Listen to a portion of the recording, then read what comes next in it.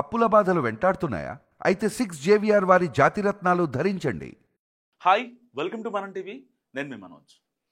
పాకిస్తాన్ ప్రధాని షరీఫ్ ఐక్యరాజ్య సమితి వేదికగా మాట్లాడిన కొన్ని మాటలు అసలు నిజంగా ఎంత నవ్వొస్తున్నాయి అంటే ప్రపంచ దేశాలు నవ్వుకుంటున్న పరిస్థితి.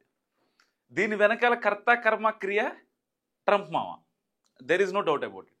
సో ఆయన ఏమన్నాడు ఏంటో చాలా క్లియర్గా చెప్తా. నిజంగా ఆ మాటలు చెప్తుంటే నాకే నవ్వు వస్తుంది. సో మొన్న రీసెంట్గా 2 days back Pak PM and Trump కలిశారు కదా. వీళ్ళకి ఏంటి, వీళ్ళు ఏమనుకుంటారంటే కట్టప్ప బాహుబలి లాగా ఫీల్ అయిపోతారు బేసిక్గా వీళ్ళిద్దరు. So okay, Pak PM Trump ఇద్దరు కలిశారు అండ్ మునీర్ కూడా ఉన్నాడు, army chief, Pak army chief. ఏదో సరదా తీసుకెళ్ళాలి కాబట్టి తీసుకెళ్లారు అనమాట. అయితే వీళ్ళిద్దరు భేటీలో దాదాపు 1 hour సాగింది. వీళ్ళొచ్చి అక్కడ వైట్ హౌస్లో ఓవల్ ఆఫీస్లో ఉన్నారు. అప్పటికే ట్రంప్ మామ బేసిక్గా మీడియాని అడ్రస్ చేశాడు అనమాట. వాళ్ళని చూపించి మా వాళ్ళు వచ్చారు, గ్రేట్ ఫ్రెండ్స్ వచ్చారని చెప్పి మాట్లాడాడు. దాదాపు ఒక 1/2 hour వాళ్ళు వెయిట్ చేయించి వీళ్ళతో 1 hour పాటు కంటిన్యూస్గా భేటీ అయ్యాడు. సో ఏం చెప్పాలి ఏంటి, ఎందుకు తెలుసా? యుఎన్ఓ ఐక్యరాజ్య సమితి జనరల్ బాడీ అసెంబ్లీ సమావేశం ఉంది. సో జనరల్ బాడీ అసెంబ్లీ సమావేశం, దీనికి ఈ మీటింగ్ కోసం మామ ఏం చేసిండు, పాక్ ప్రధాని మనం షరీఫ్ మామ ఉన్నాడు కదా, షరీఫ్ మామ వచ్చిండు అనమాట. వస్తే ఏమైంది, అక్కడ ఏం మాట్లాడాలి, దేని గురించి మాట్లాడాలి, భారత్ని ఎలా ఇబ్బంది పెట్టాలి అనే దాని గురించి వీళ్ళంతా గంట. ఫ్లైట్ ఛార్జీలు బొక్క నిజం చెప్పాలంటే. మళ్ళీ అఫీషియల్ చార్టర్ ఉంటుంది ఆ ఆర్మీ చీఫ్కి, వీళ్ళు తినడానికి రాను పోను ఛార్జీలు నిజంగా బొక్క చెప్పాలంటే. ఎందుకు ఆ మాట అంటున్నానంటే, యుఎన్ఓలో ఈ పాక్ ప్రధాని ఏం మాట్లాడంటే షరీఫ్, పెహల్గాం అది ఉగ్రదాడి కాదు, వాళ్ళే చేసుకున్నారు, ఆయన భారత్ మీద మేమే గెలిచాము, పాకిస్తాన్ ఎప్పుడు కూడా ఉగ్రవాదులు టెర్రరిస్ట్ యాక్టివిటీస్ని ప్రేరేపించే దేశం కాదు, శాంతిని కోరుకుంటుంది. అండ్ ఈ పెహల్గాంలో దాడిలో ఏదైతే వరల్డ్ వైడ్గా పెహల్గాం అనేది ఒక అంటే చాలామంది తెలుసు కాబట్టి, పెహల్గాం దాడిలో పాకిస్తానే గెలిచింది, భారత్ ఓడిపోయింది. దీని వెనకాల పెద్దన్న పాత్ర పోషించిన ట్రంప్, ఆయనకి నిజంగా ఏంటంటే ట్రంప్ మా ఆపిండంట. యాక్చువల్ యుద్ధాన్ని సీజ్ ఫైర్ ట్రంప్ మా చేసిండంట. దానికోసం ఆయనకి ప్రపంచ నోబెల్ శాంతి అవార్డు ఇవ్వాలంట, ఈయన నవాజ్ షరీఫ్ చెప్పడం. అసలు ఎంత కామెడీ అంటే, ఇది ఐక్యరాజ్య సమితి అంటే ఏంటి, సంస్మరణ సభ లేకపోతే ఇంకేమన్నా శాలువాలు సత్కారాలు ఇలాంటి సభనా? అక్కడికి వెళ్ళి మాట్లాడాల్సింది అది ప్రపంచ దేశాల ఐక్యత, అదొక మంచి డయాసు. మీ ప్రాబ్లం గురించి, మీ వాటి గురించి, లేకపోతే ప్రపంచంలో జరుగుతున్న సమస్యల గురించి, ఇన్ఫ్లేషన్ గురించి, జీడిపి గురించి, వాటి గురించి మాట్లాడండి. అమెరికా వేసిన సుంకాల గురించి మాట్లాడండి. రష్యా దగ్గర నుంచి భారత్ చమురు కొంటుంటే ఎందుకు 20% జరిమానా వేశారని చెప్పి అక్కడ మీరు ట్రంప్ని గట్టిగా మాట్లాడండి. చైనా చమురు కొంటుంది రష్యా దగ్గర నుంచి, అయినా సరే భారత్కి ఎందుకు 25% యాడ్ చేశారని మాట్లాడండి. ప్రపంచ దేశాలన్నీ చమురు కొంటున్నాయి రష్యా దగ్గర, ఎందుకు వై భారత్ అని చెప్పి మాట్లాడండి. ఎందుకు సుంకాల పరంగా ఈ జరిమానాలు కావచ్చు, ఒకదాని తర్వాత ఒకటి మాట్లాడుకోవడం కావచ్చు, ఈ అసలు ఇలాంటి ఒక అంటే ఎనిమి వైఖరి ఎందుకని మాట్లాడండి. అలాంటివి ఏమి మాట్లాడకుండా ఈ పాక్ ప్రధాని షరీఫ్ ఏమని మాట్లాడతాడో మొత్తం భజనే, చెక్క భజన. ట్రంప్ ట్రంప్ ట్రంప్ అని ట్రంప్ గురించే మాట్లాడండి. ఈయన సీజ్ ఫైర్ చేసింది కాబట్టి ఈయనకు నోబెల్ శాంతి అవార్డు ఇవ్వాలంట. అండ్ ఇంకోటి ఏంటంటే, పాకిస్తాన్ అసలు పిచ్చ కామెడీ, పాకిస్తాను ప్రపంచ శాంతి కోసం చూసేది దేశం అంట. మరి మొన్న ఐఎంఎఫ్ నుంచి కొన్ని కోట్ల రూపాయలు తీసుకున్నారు, అవన్నీ ఏం చేశారు? టెర్రరిస్ట్ యాక్టివిటీ పెట్టలేదా? ఆర్మీ వాళ్ళకి వాటికి డబ్బుల కోసం మీరు యుఎస్ వాళ్ళకి ఆ డబ్బులు ఇవ్వలేదా? వాళ్ళ దగ్గర నుంచి మీరు ఆయుధాలు కొనుగోలు చేయలేదా? ఎవరు చెప్తారు అసలు? మీది ఒక అసలు మొత్తం పత్యాపారాలే. ఓపెన్ చేస్తే అందరికీ తెలుసు మీ పత్యాపారం గురించి, ప్రపంచ అన్నిటికీ తెలుసు. మళ్ళీ మీరు యుఎన్ఓలో వచ్చి భారత్ మంచి దేశం కాదు, భారతదేశానికి సుంకాలు విధించినా పర్లేదు, మేము ప్రపంచ దేశాలు శాంతి కోరుకుంటున్నాం, ట్రంప్కి అవార్డు ఇవ్వండి, రివార్డులు ఇవ్వండి, గిన్నీస్ వరల్డ్లో ఎక్కించండి. అసలు కొంచెమైనా సిగ్గుందా షరీఫ్? నాకు అర్థం కాదు, నిజంగా అడుగుతున్నా. కొంచెమైనా సిగ్గుండాలి కదా. మాట్లాడే మాట ఒక ప్రధాని హోదాలో ఉన్నావు, నువ్వు మాట్లాడే డయాస్ చాలా పెద్దది, ప్రపంచ దేశాలు చూస్తూ ఉంటే నువ్వు ఏది పడితే అది మాట్లాడితే అసలు బుద్ధి ఉండాలి కదా కొంచెమైనా. కడుపుకి అన్నం తింటున్నావా, బిర్యానీ తింటున్నావా? మళ్ళీ ప్రపంచ దేశాలకు భారత్ ఏంటో తెలుసు.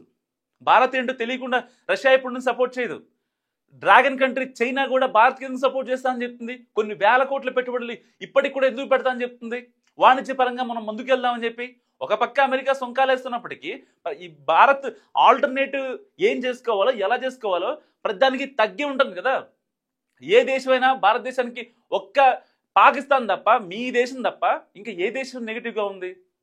ఒక పక్క సుంకాలు వేస్తున్నా సరే మేము యాక్సెప్ట్ చేస్తుంటే ట్రంప్ దిగొచ్చేలా ఉన్నాడు కదా. సో ట్రంపే పిఎంఓ ఆఫీస్కి, ఇండియా పిఎంఓ ఆఫీస్ కాల్ చేస్తున్నాడు పదే పదే, కాల్స్ మెయిల్స్, కలుద్దామని. మరి అది కదా భారతదేశం అంటే. భారతదేశాన్ని గురించి నువ్వు ప్రపంచ దేశాలకి ఒక సందేశం నెగిటివ్గా ఇస్తే నిన్ను అసలు ఎవరు నమ్మే పరిస్థితిలో ఉన్నారు? నిన్ను ఎవరైనా నమ్ముతారా? పోనీ నువ్వు చెప్పిన మాటలు అసలు కనీసం కొంచెమైనా ఉంటాయా? మళ్ళీ ఈ పెద్ద మనిషి ఏం మాట్లాడతారంటే, యుఎన్ఓలో సింధు జలాల ఒప్పందం ఉంది కదా, సింధు జలాల ఒప్పందం, సింధు జలాల ఒప్పందంపై మాకు తెలియకుండా భారత్ చేసింది, మాకు రావాల్సిన నీటిని భారత్ ఆపేస్తుంది. సో దీనిపై మేము న్యాయ పోరాటం చేస్తాం, లేదంటే యుద్ధం కూడా చేస్తాం అని చెప్పి మాట్లాడుతున్నాడు. మరి నువ్వేమంటావు? పాకిస్తాన్ ఏమో శాంతి కోరుకునే దేశం, అసలు మేము టెర్రరిస్టులని ఎంకరేజ్ చేయం, ఆ యాక్టివిటీస్ మా దగ్గర జరగట్లేదు అని నువ్వు చెప్తావు.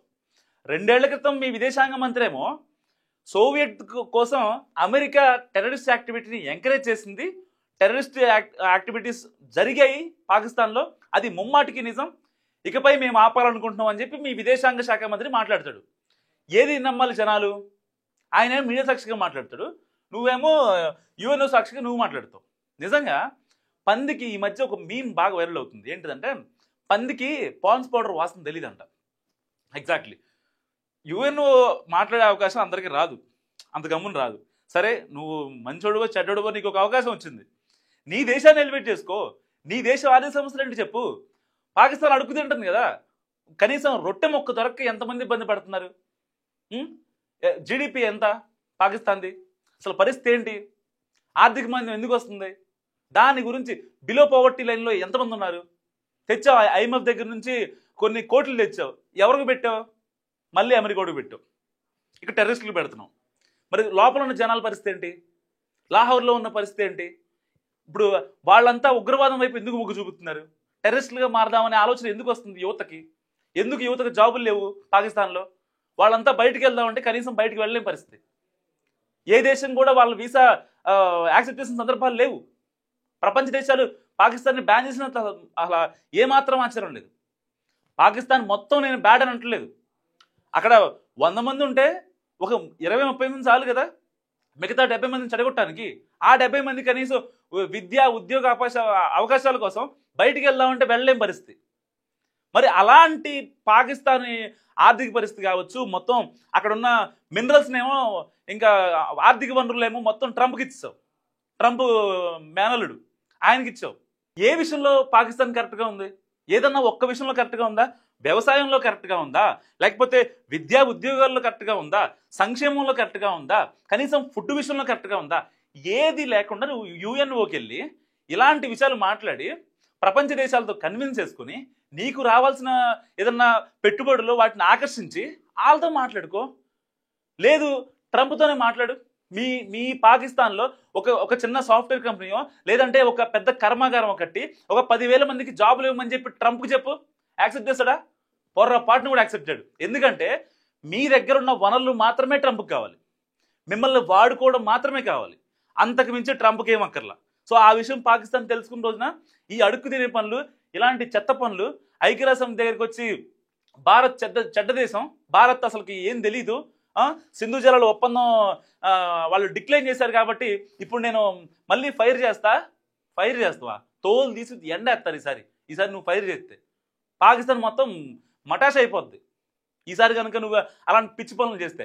పహల్గామ్ అటాక్ తర్వాత నీ గిజ్జలు ఎట్లా ఉడికినా నీకు బాగా తెలుసు. అలాంటి పనులు మళ్ళీ పిచ్చి పనులు చేస్తే ఇక అసలు నువ్వు ప్రపంచంలోనే ఉండవు. నిన్ను ఎవరైతే భారత్ సపోర్ట్ చేసే దేశాలు ఉన్నాయో కనీసం నువ్వు వెళ్ళి ఆ దేశాల్లో దాక్కుందామన్నా, ఎక్సెప్ట్ అమెరికా నువ్వు ఎక్కడ దాక్కున్నా సరే నిన్ను బయటికి లాక్కొచ్చి చంపుతారు. సో అంటే నేను ఎందుకు ఇట్లా మాట్లాడుతున్నా అంటే యుఎన్ఓ అనేది వరల్డ్ వైడ్ డయాస్, అక్కడ మాట్లాడడానికి గమనం అవకాశం రాదు. సో వచ్చింది దాని గురించి మాట్లాడు కదా, అంతేగాని ఏంటిది పాకిస్తాన్ ప్రపంచ శాంతి కోసం చూస్తుంది, ఇలాంటి పిచ్చి పిచ్చి మాటలు ఎందుకు అసలు నాకు అర్థం కాదు.